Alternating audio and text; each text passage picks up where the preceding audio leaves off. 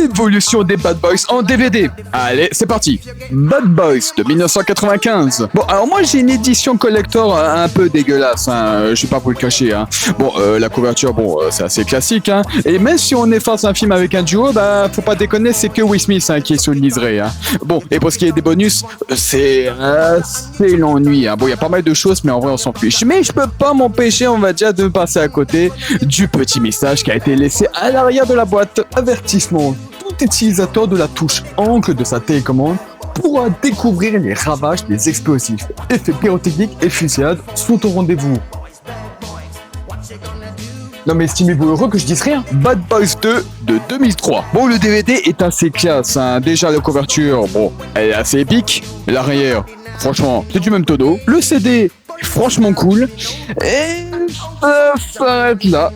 Désolé. Bon, Will Smith n'est plus sur le liseré, mais les bonus, ils sont passés où? Bon, d'accord, il y a quand même quelque chose. Une bonne annonce. Bah quoi? C'est quand même la bonne annonce de Bad Boys 2, les gars. Oh, ça me bat les couilles. Bad Boys for Life de 2020. Bon, là, on rentre dans l'ère Sony, hein, donc les DVD, c'est du même. Hein. On prend l'inspiration Fast and Furious pour la couverture. À l'arrière, on a une petite critique assez sobre. Le CD, encore plus sobre. Et pour ce qui est des bonus, bah, scène coupée, bêtisier. Et oh, c'est quoi ça? Et bien plus encore. Je me demande qu'est-ce qu'il nous réserve. Une édition de Stephen A. Smith. Quoi, tu connais pas? Moi non plus. Et on a aussi une bonne annonce. Youpi.